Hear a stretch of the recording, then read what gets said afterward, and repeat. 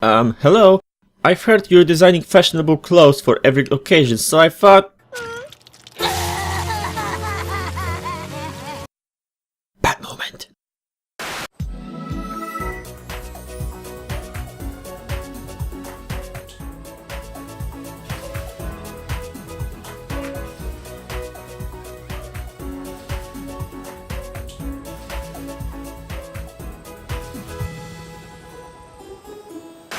We've finally reached that point. An episode that is truly weaker. What saddens me more, this is a rarity episode. Past few seasons didn't done good for her, and in this one she's not in her best, because she made the exact same mistakes as in Cart Before the Ponies, which was 18 episodes ago, and once again victim is Sweetie Belle? Okay, I know, she felt guilty for not spending time with her sister ever since she opened her shops in Canterlot and Manhattan, and want to make up for it to her, and that's good. Problem is, they were spending some time together afterwards. Remember Cart Before the Ponies? Or 28 Pranks Later? And there were a few times between Saddle Row Review and Canterlot Boutique. So yes, I'm calling rubbish on the whole statement that Rarity is not spending time with Sweetie Belle at all ever since she expanded her business, because she did spend some time with her. And by that, I call rubbish on not noticing how she had grown up. Okay, I can buy the fact that she might not spend as much time as she did before. Her business required a lot of attention.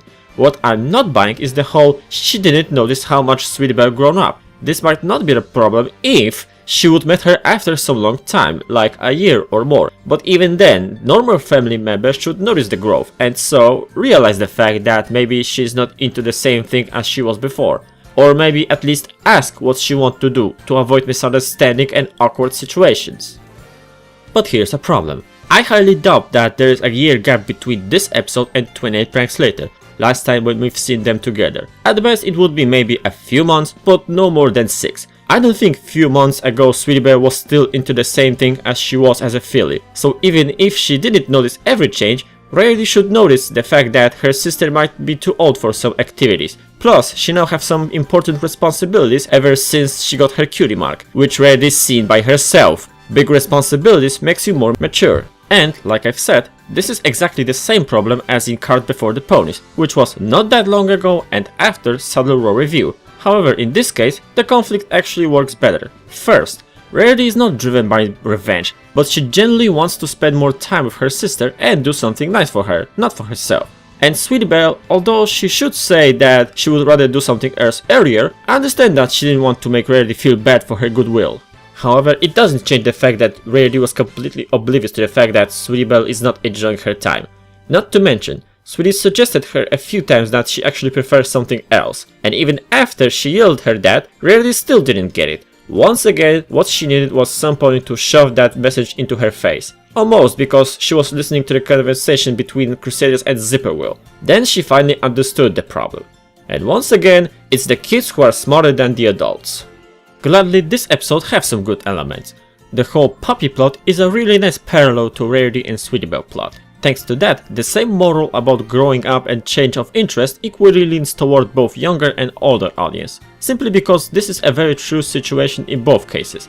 Zipperwheel is still a dumb by not noticing that her puppy is no longer a puppy, but still, this is a good reinforcement to this message. And although I still call rubbish on the source of the conflict, the moral is the thing that saves it, because otherwise it would be hard to deliver it without getting it out of nowhere or making the episode worse.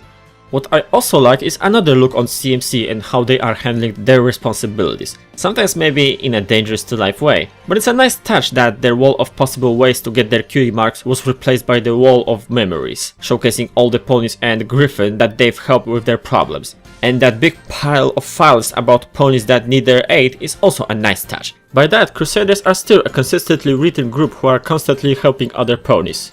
But it is a little bit strange that they are less effective when working apart.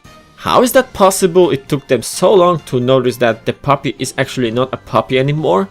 Conclusion is not gonna be long, just like the review itself.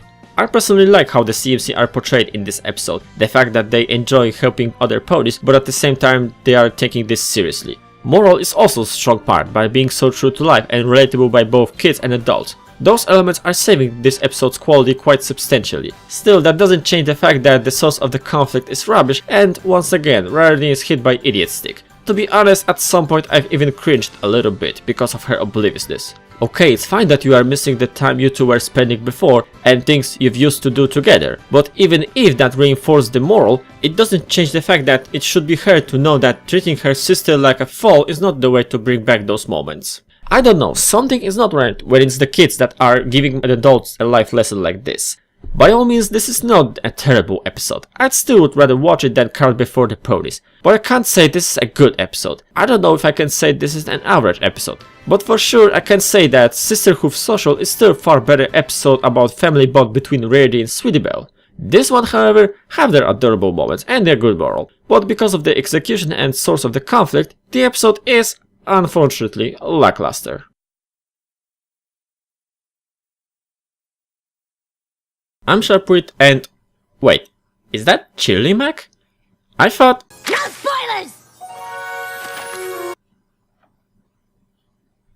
spoilers! Thanks for watching?